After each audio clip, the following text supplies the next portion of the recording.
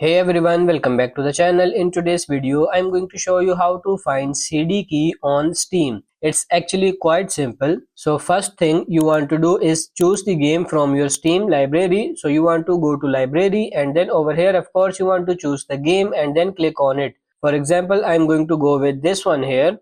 Now what you want to do is just click on this manage button over here.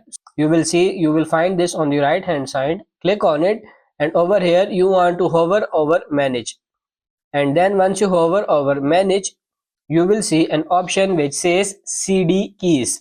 Now note that the CD key option may not appear unless the game is already installed or is being installed. What I also want to tell you that you have to note that some games might not have the option to display the CD key, and Steam, of course, if the game is, for example, free to play, or if the game did not have a CD key in the first place, it will not display a CD key. So if you just essentially cannot find the key, you can assume that the game does not have an actual CD key. However, if there is a CD key available for that game, you will be able to see it over here when you hover over manage and then click CD keys.